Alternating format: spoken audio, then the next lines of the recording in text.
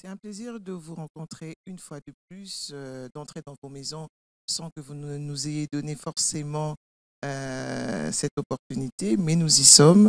Aujourd'hui, c'est pour une autre femme, c'est avec une autre femme qui va certainement nous apprendre quelque chose. Elle, c'est Zadi Roukia Ramazani, qui est secrétaire générale au PME.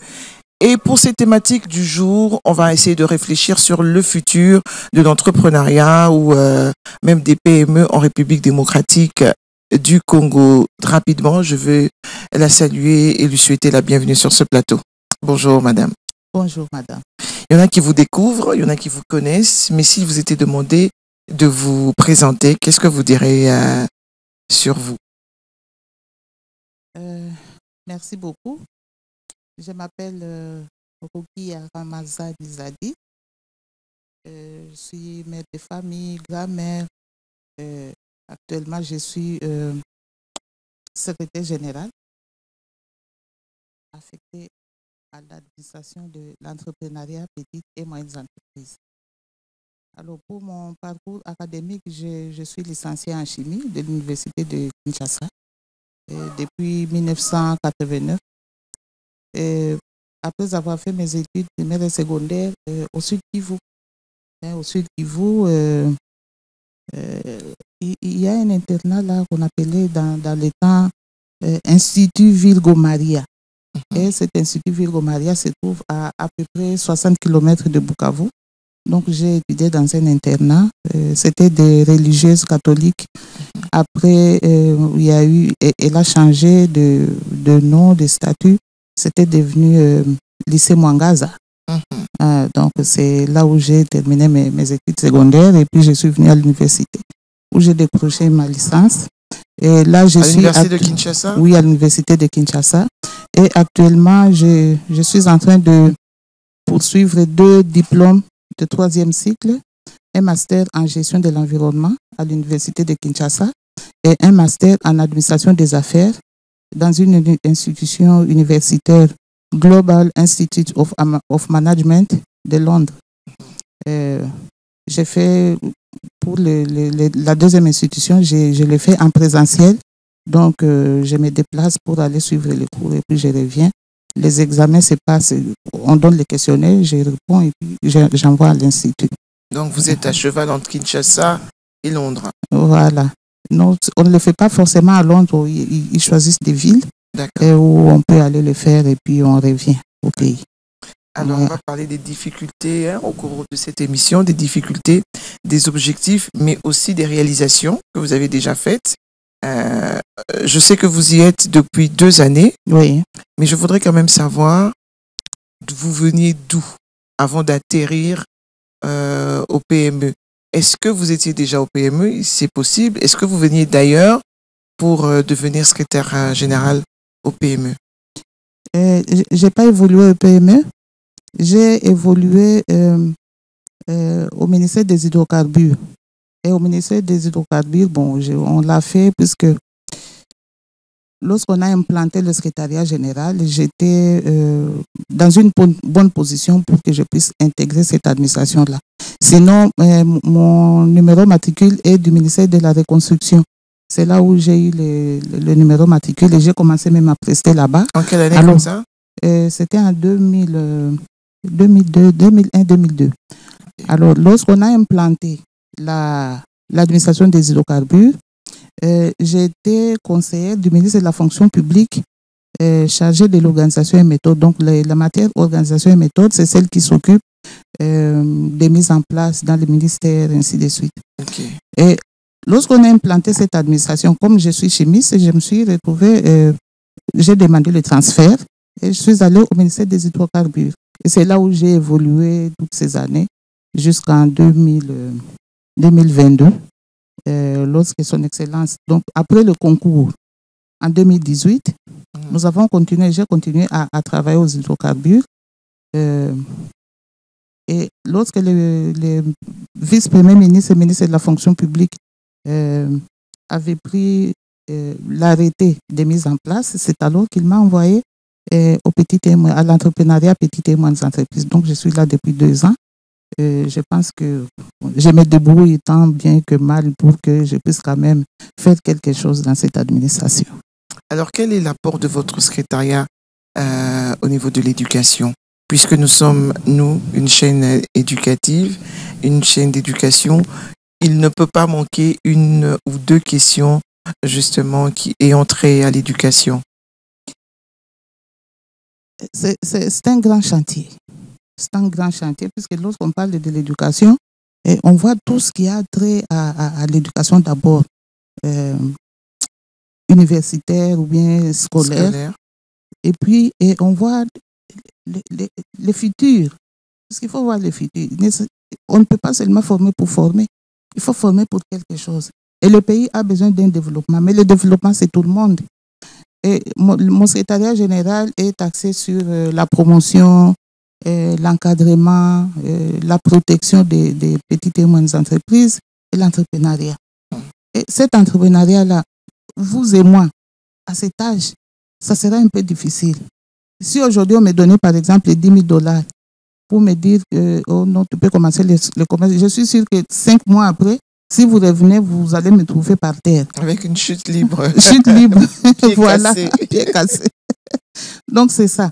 Alors cet entrepreneuriat, il faut préparer. Il faut préparer tout le monde à l'entrepreneuriat. Je vois là, on me dit, madame, j'ai besoin d'un numéro matricule, je vais travailler. Il y a même ceux qui écrivent les demandes d'emploi. Moi, je dis non, c'est pas moi, c'est la fonction publique, puisque je suis de l'administration publique. Mais les gens ne comprennent pas comment s'y prendre pour demander le numéro matricule, par exemple, à la fonction publique. Donc, on ne sait pas comment s'y prendre. Mais par contre, lorsqu'on encadre les enfants à l'entrepreneuriat, il peut terminer ses études et lorsque ça traîne du côté de l'administration, lui, il va faire autre chose. Vous comprenez? Donc, alors, je veux quand même qu'on reste un peu sur ça. Nous sommes une chaîne. C'est vrai qu'il y a des enfants qui suivent, des enfants en âge de scolarité, il y a des étudiants et aussi des personnes déjà qui se sont lancées dans la vie professionnelle ou qui attendent de se lancer dans la vie professionnelle. Mais il y en a qui ne savent pas exactement c'est quoi un entrepreneuriat. Ils entendent parler, mais c'est quoi l'entrepreneuriat? Mais c'est quoi les petites et moyennes entreprises? Il y en a qui nous suivent et qui voudraient quand même être, comment je dirais, avoir les deux pieds sur terre et comprendre exactement ce que ça veut dire.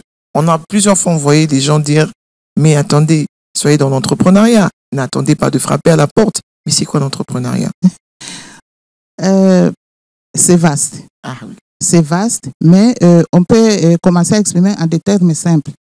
Le terme simple, ça veut dire l'entrepreneuriat. Si on prend le dictionnaire, on va dire action d'entreprendre. Mais entreprendre quoi? C'est là où il y a la question. Entreprendre quoi?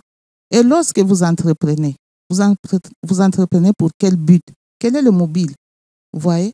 Et l'entrepreneuriat, la famille est impliquée, puisque c'est la famille qui accompagne l'enfant. De 0 âge jusqu'à un certain âge, là, peut-être 4, 5, 6, la famille est là. Mais observez, les parents ont la responsabilité d'observer les enfants. Qu'est-ce qu'il fait? Il a l'habitude de faire quoi? Il y a des enfants, tu lui dis, amène-moi ça. Il ne comprend pas. À 1 an, 1 an et demi, 2 ans. Il ne comprend pas. Il faut lui montrer. Prends ça, mets là-bas, fais ceci. Enlève-moi les chaussettes. Il apprend. Et à un certain âge, lorsqu'il commence l'école, même à la maternelle, on lui apprend le chant, colorier. Donc, tout ça, cet apprentissage-là va accompagner l'enfant dans l'entrepreneuriat. Et à un certain moment, c'est puisque chez nous, on ne fait pas beaucoup de suivi. Mais à un certain moment, la monitrice ou bien l'instituteur qui accompagne l'enfant à l'école, il peut constater certains talents. Et l'instituteur, donc l'encadreur là, il peut approcher la famille. Moi, je me rappelle quand on était à l'école primaire, je voyais notre directeur, donc le directeur de l'école, qui parle avec les moniteurs. Et ceux-là, à un certain moment, lorsqu'on proclame, ils approchent nos parents. Votre fille est forte en ça.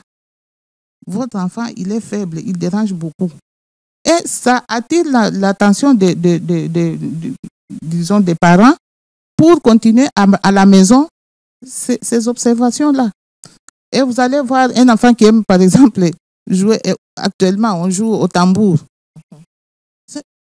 Et quand il fait ce jeu-là, lui, il prend ça pour un jeu, mais vous sentez vraiment qu'il a un rythme. Et vous devez l'encadrer dans ce sens-là.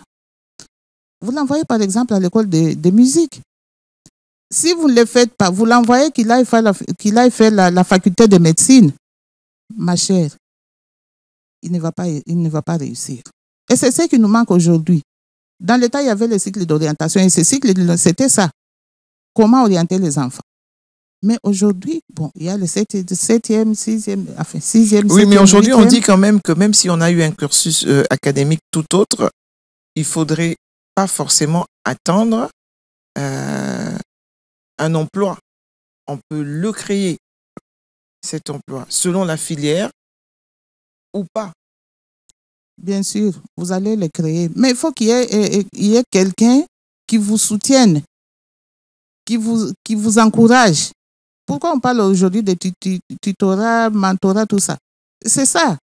Donc, il faut qu'on arrive à lier tous ces termes-là aux personnes. Et ces personnes, c'est pour amener la jeunesse d'aujourd'hui à ce qu'on veut qu'elle soit demain. Et si on ne le fait pas, ça sera de la peine perdue. C'est du travail nul. Vous comprenez? Pour revenir sur la demande d'emploi. On demande l'emploi justement puisqu'on n'a pas été formé dans l'entrepreneuriat. Quand on vous dit que non, vous pouvez créer, voici ce que vous pouvez faire. Et il y a des facultés ou des départements qui sont là, c'est des professionnels, quoi. Hein? Encourager les gens. Pourquoi il y a les labos qu'on a créés? On a la théorie et puis on passe au labo. On a la théorie et puis on fait les travaux pratiques. Tout ça, c'est bon. Quand l'enfant, vous regardez même quand vous donnez à deux enfants, balayer la cour. Vous allez voir, ils ne vont pas balayer de la même façon. Mais c'est un art aussi. Vous voyez? Donc, l'État a besoin de balayeurs.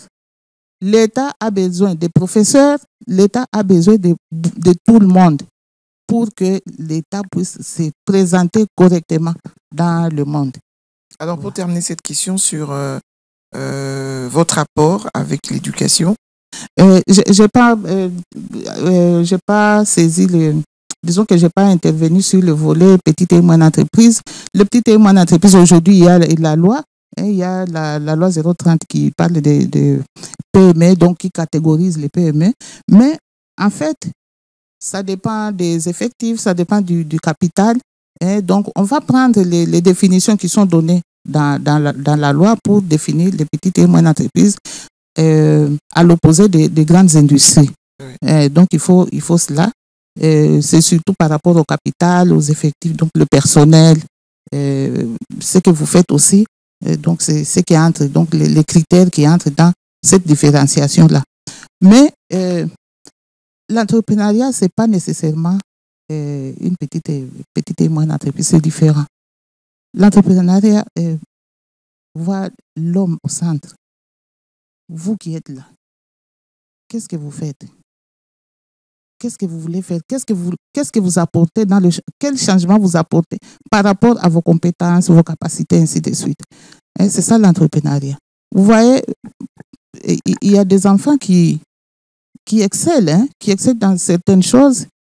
On peut prendre l'exemple de dessin. Oui, dans les dessins, par exemple. Il excelle dans les dessins. Lui, il vient avec une idée que les autres n'ont pas. Donc, dans l'entrepreneuriat aussi, il y a cette histoire-là cet aspect d'innovation dans l'entrepreneuriat. Un enfant qui reste là, il observe et puis il vous dit, maman, moi je pense qu'ici, il fallait faire ça.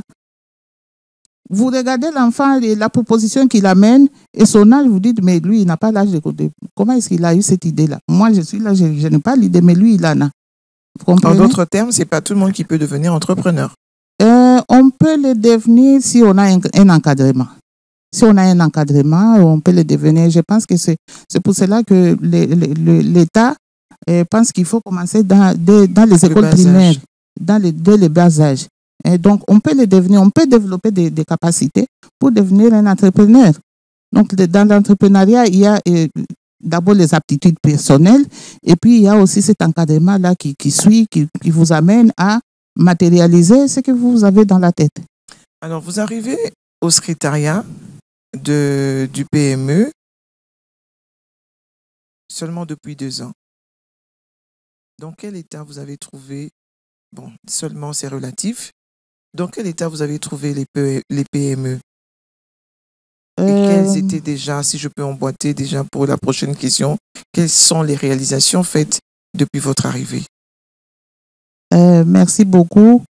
Disons que c'est l'administration. Et l'administration, on ne déroge pas aux règles qui sont là. Disons que notre pays, il y a des choses qu'on ne peut pas dire à haute voix, mais qu'on peut dire en coulisses. Je trouve l'administration, pour moi, c'est un chantier. Dans son ensemble ou bien le PME? Les PME, oui. Là où je suis arrivée. Oui. C'est un chantier jusqu'à aujourd'hui. C'est un chantier par rapport d'abord à la réglementation. Il naviguait sans boussole, puisqu'il n'y avait pas les lois. Mais heureusement qu'il y a les lois là. Il y a la loi de la sous-traitance qui a existé, mais qui fonctionnait comme en vase clos. Mais aujourd'hui, quand même, on fait un effort. Les gestionnaires qui sont là, ils font un effort pour faire connaître la sous-traitance. C'est quoi? Surtout dans le secteur public. C'est cette loi-là qui a existé avant, depuis 2018.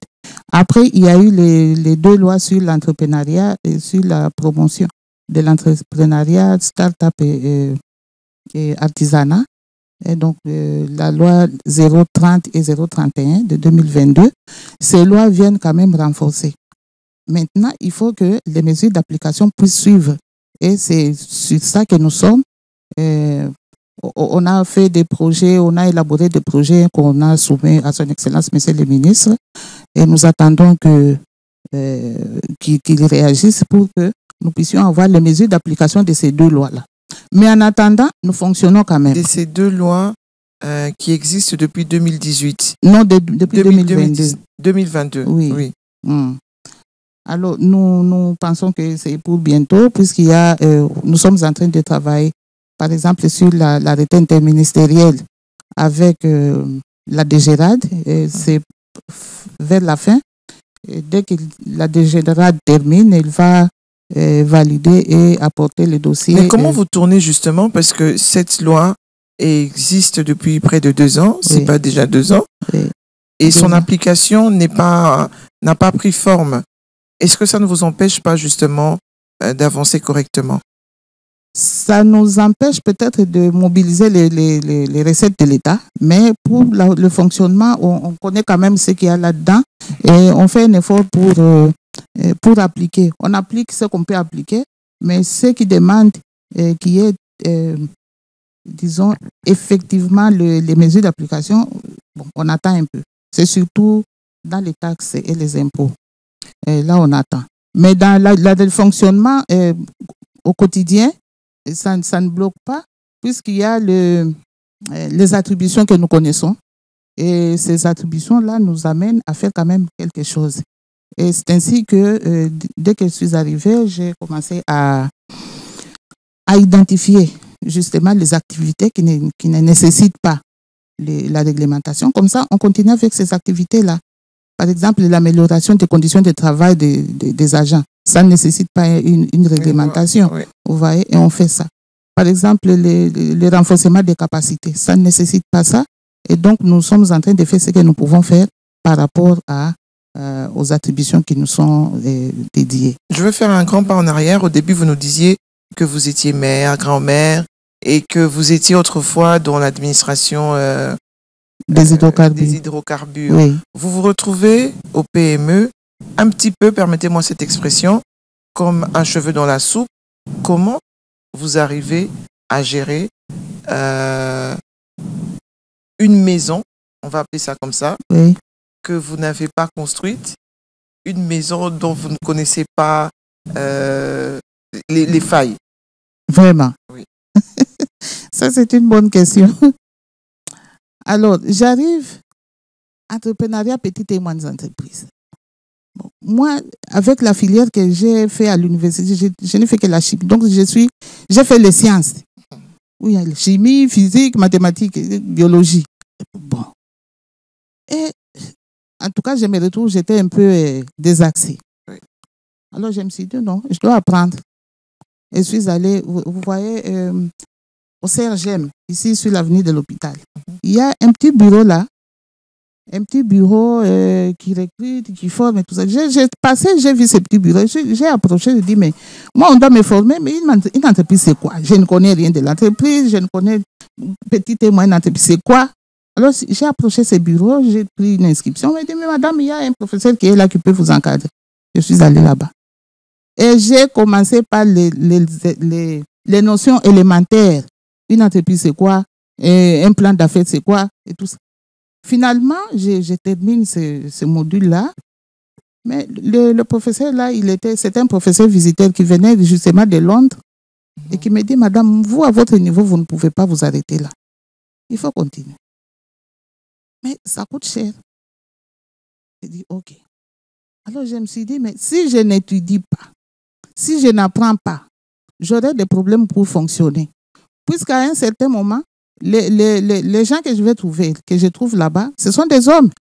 Et à un certain moment, ils peuvent se dire, non, moi... Il y a une compétitivité, là, et puis on se dit, voilà, on nous emmène une femme. Voilà, on nous amène une femme, on va voir qu'est-ce qu'elle connaît. Voilà, pourquoi elle... Je me suis dit, non, je dois relever les défis. Et en relevant des défis, il faut étudier. Donc, j'ai pris inscription. Et dans cette inscription-là, j'ai commencé à étudier les finances publiques, la mobilisation des capitaux, les stratégies des entreprises. Alors, je me suis dit, ah bon? Donc, il y a ça. J'ai commencé à faire ça. En parlant des défis, en dehors de ce défi où vous vous dites, je ne connais pas grand-chose sur les charges qui me sont confiées, quels autres défis auxquels vous avez fait face? Les défis qui persistent jusqu'à aujourd'hui, oui. C'est par exemple les infrastructures. Nous avons un effectif de plus de 1300 personnes qui seront d'ailleurs, puisqu'il y a d'autres arrêtés en cours.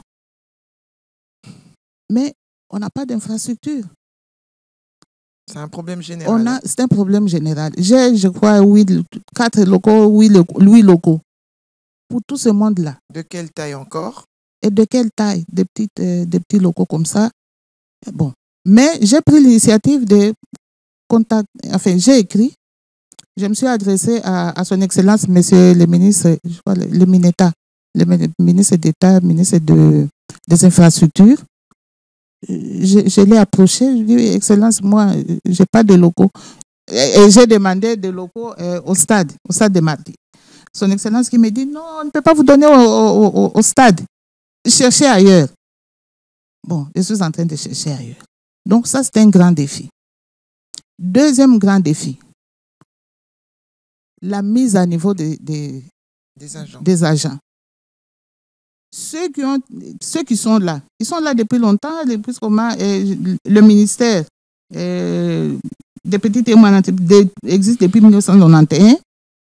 Et ceux qui sont là depuis 1991, on les a séparés avec l'industrie.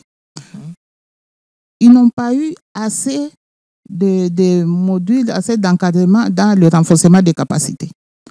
Ce qui fait que les théories qu'ils connaissent, ce sont des théories d'il y a. Oui, ce sont des théories d'il y a 5 ans, d'il y a 10 ans, d'il y a 15 ans. Alors que le monde galope. Le monde galope. Et aujourd'hui, moi j'ai dit au directeur, moi je vous ai dépassé, puisque moi j'apprends maintenant les finances internationales qu'eux n'ont pas appris. Vous comprenez? Donc ça c'est un grand défi aussi. Puisque si nous voulons la promotion de ces petites et moyennes entreprises, si nous voulons la promotion de l'entrepreneuriat, on doit être à jour. L'entrepreneuriat en France, par exemple, ce n'est pas le même que nous prenons ici. L'entrepreneuriat, je ne sais pas, même ici, chez nous en Afrique, vous verrez au Maroc, vous verrez en Égypte, au Nigeria, ce n'est pas la même chose. Donc, nous devons avancer avec le monde. Alors là aussi, c'est un grand défi. C'est un grand défi. J'ai un groupe d'experts et de directeurs qui sont partis. Ils sont ici à côté à Brazzaville, artisanat. Ce matin, il me faisait rapport par téléphone. Maman, vous verrez ce qu'on trouve ici. En tout cas, ça ne va pas. Chez nous, ça ne va pas. Je dis, mais ça ne va pas, c'est vous. Donc, revenez avec cette expertise, cette expérience-là, pour que nous puissions aussi... Mais est-ce qu'ils ont les moyens de bord? Les moyens de bord, c'est apprendre. Ça aussi, c'est un défi. Qu'on n'a pas les moyens de bord. Ça aussi, c'est un défi. Ça aussi, c'est un défi. Mais avec d'abord les idées. Les moyens vont suivre, on va les chercher, puisque nous avons contacté certains partenaires qui sont d'accord pour nous accompagner. Donc ça aussi, c'est positif. Il y a des organismes qui sont d'accord pour nous accompagner. Et c'est là où j'ai dit qu'ils viennent d'abord avec les idées. On les couche, on élabore des projets et on présente aux partenaires. Son Excellence, il nous a dit, Madame, faites ce que vous pouvez faire. Présentez-moi, moi je vais vous accompagner. Donc nous sommes obligés, nous sommes contraints à présenter des dossiers à son Excellence et lui, il saura où les amener. Nous disons, Excellence, nous avons contacté. C'est vrai, oui, allez, allons-y. Et après 2 ans, quelles sont vos réalisations? Les réalisations... Vous en avez plusieurs, certainement, ou sur différentes étapes. Il y en a qui sont à court terme, ou qui ont été à court terme, à long terme et à moyen terme. Mais selon les réalisations, je prendrai du moyen terme. Quelles ont été vos réalisations après ces 2 années à la tête des PME, du secrétariat général des PME? À moyen terme, nous sommes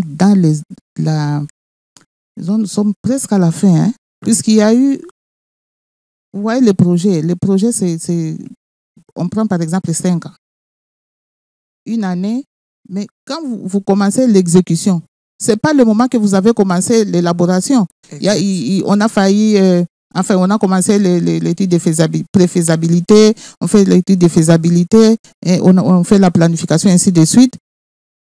Et l'exécution commence peut-être 1 année après, 2 ans après. Surtout quand on a des partenaires,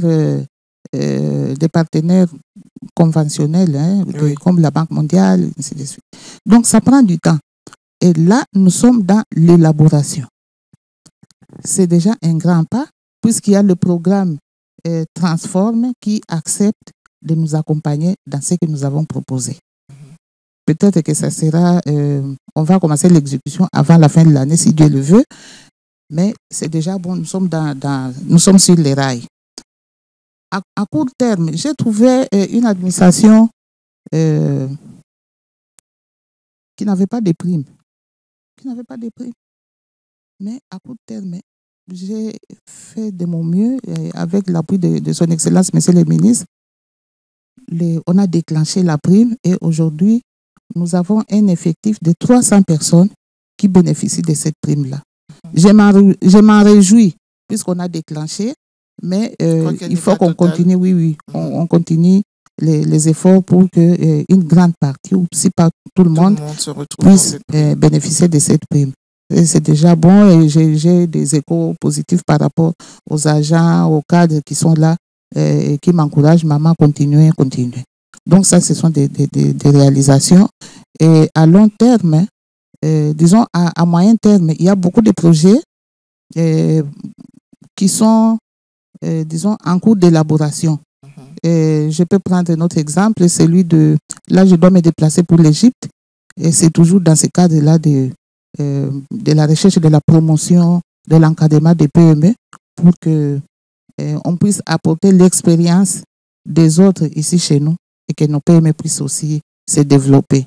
Est-ce que vous tendez la main à la jeunesse, par exemple, ou c'est la jeunesse qui vient vers vous, je ne sais pas comment ça se passe, pour frapper à la porte et bénéficier peut-être, je ne sais pas, des subventions? La jeunesse, elle est gérée et chez nous et au ministère de la Jeunesse. Puisqu'il y a un fonds au ministère de la Jeunesse qui s'occupe de la jeunesse. Mais après, là-bas, ils viennent toujours chez nous. Et on doit les accompagner. Vous voyez? Et nous prenons surtout les volets entrepreneurial. Et nous pensons que nous devons continuer avec eux pour qu'il y ait un changement. Dans 10 ans peut-être, on ne sait pas si on sera encore en vie, mais si on est en vie, on va faire en sorte que cette jeunesse-là puisse quand même capitaliser ce qu'ils sont en train d'apprendre aujourd'hui, afin que à ce moment-là, ils soient efficaces et responsables surtout. Alors, les réalisations dont vous avez fait allusion tout à l'heure, c'était du côté PME ou du côté entrepreneurial? Ou des deux côtés carrément? Des deux côtés, puisqu'on ne peut pas laisser tomber l'entrepreneuriat. Et vous savez que l'entrepreneuriat, c'est le premier axe du président de la République. Ouais. Donc, on ne peut pas laisser tomber ça. On doit continuer avec l'entrepreneuriat, la création d'emplois. On dit 6 millions, mais on peut dépasser. Pourquoi nous limiter à 6 millions? Donc, on doit créer. Et c'est ces PME-là qui vont créer les emplois. Vous comprenez? Si nous les encadrons très bien, si nous faisons leur promotion, les PME vont créer des emplois. Et on doit amener des stratégies pour que ces PME puissent se développer. C'est ça la grande question. Se développer. Donc, croître. Elles doivent croître. Et ne pas rester. L'ambition, c'est même que les PME ne restent pas PME. Les PME doivent devenir des grandes industries. Vous comprenez? Et quand on devient grande industrie, on mobilise des capitaux et le pays peut avancer. Et donc, c'est dans ce sens-là. Alors, on me fait signe qu'il n'y a plus assez de temps. Mais je vais me permettre, avec la réalisation, de vous poser encore 2 questions. Allez-y. Ou vous poserez une et vous allez y répondre vous-même. La question que je vous pose, c'est celle de savoir, d'avoir votre point de vue, votre analyse sur l'administration en général de notre pays. Bon, moi en tant que... Je sais que c'est une question difficile pour vous. C'est une question difficile puisqu'on ne peut pas... De temps en temps, je représente l'État. Oui. Donc, je ne peux pas étaler je ne peux pas étaler les faiblesses de l'État à la télévision. Vous voyez, et puis je sais que vous êtes suivi dans le monde, ainsi de suite. Mais disons que... Alors, je vais changer ma question. OK.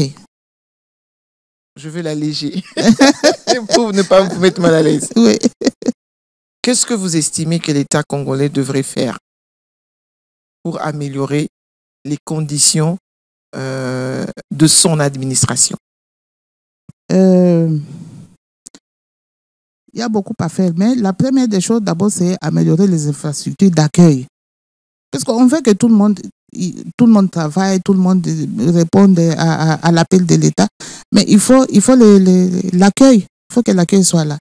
Il n'y a pas longtemps, on était avec son Excellence, Monsieur le Vice-Premier ministre et ministre de la Fonction publique, qui nous disait que même les cantonniers, il va leur donner les numéros matricules.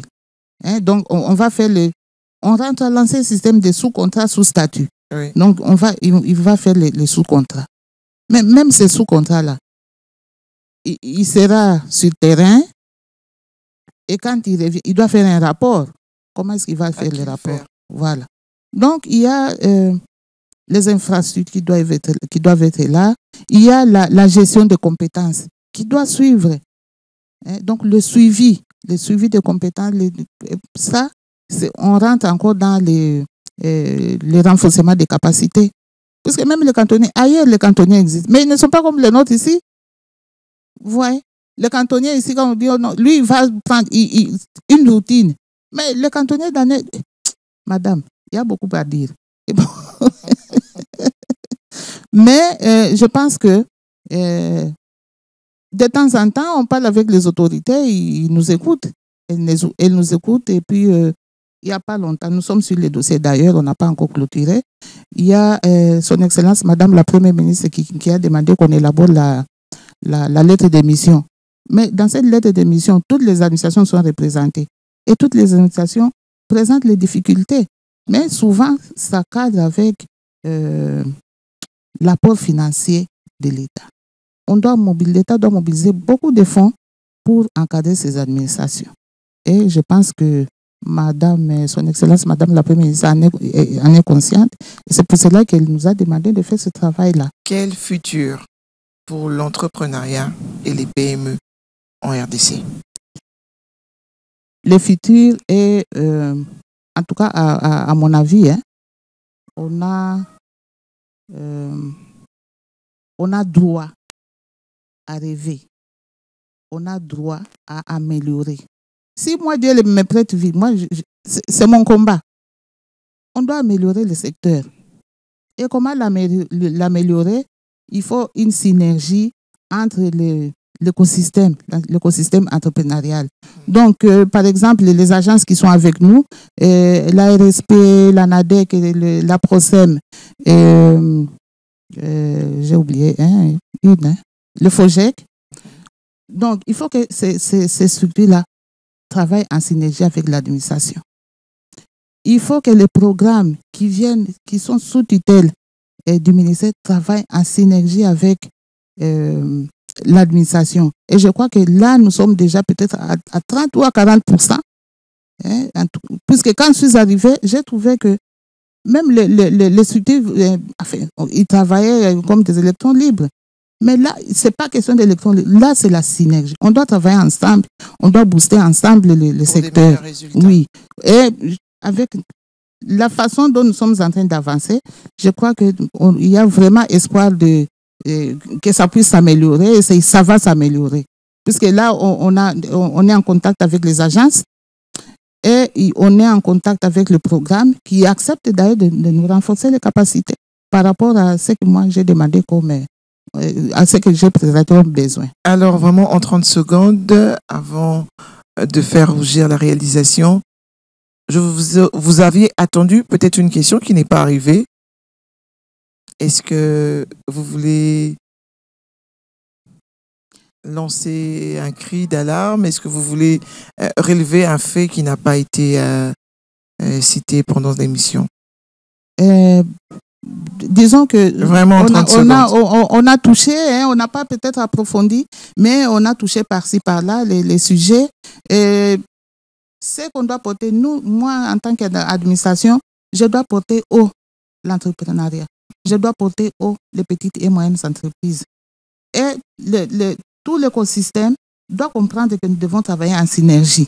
C'est ça d'abord, ça c'est très important. Que ce soit aussi les autres organisations, les organisations syndicales, le patronat, ça doit travailler avec nous, puisqu'ils encadrent les PME. Mais les PME sont gérés ici, vous comprenez? Donc, nous devons travailler en synergie pour que nous puissions avoir de bons résultats. Et ça, je pense que vous avez tout touché, mais nous allons peut-être revenir une autre fois par rapport à l'entrepreneuriat des jeunes, à l'entrepreneuriat des jeunes, l'entrepreneuriat des femmes, puisque les femmes vraiment, nous sommes nombreuses par rapport, donc notre pourcentage par rapport à la population, et nous voyons comment les femmes, nous portons les ménages et ainsi de suite, et la jeunesse, donc l'entrepreneuriat des jeunes, la jeunesse qui doit monter et maîtriser pour qu'elle soit capable et compétitive. Rassurez-vous, nos portes vous restent ouvertes. On vous reprendra certainement pour une autre émission bien élaborée. Je vous remercie d'avoir accepté notre invitation. Merci aussi. Et bon vent à vous. Merci beaucoup. C'était un plaisir de pouvoir me donner l'occasion de m'exprimer. Parce qu'on doit connaître. Et surtout, c'est que les autres négligent l'écosystème. L'écosystème, c'est très important. Nous avons 5 doigts. Donc, ces 5 doigts doivent être ensemble. Vous voulez ramasser un savon, ce sont les 5 doigts qui interviennent, pas un doigt. Et ça, c'est très important. Merci fidèles téléspectateurs. Je rappelle que nous recevions pour vous Madame Zadi Roukia Ramazani, qui est secrétaire générale au PME depuis 2 années. Avec elle, nous avons essayé de brosser un peu sur l'entrepreneuriat et puis les PME en République démocratique du Congo, son futur, les réalisations faites, les défis, mais aussi les difficultés rencontrées. Je vous dis merci et portez-vous bien. Je vous retrouve très prochainement avec le même plaisir, avec une autre élite.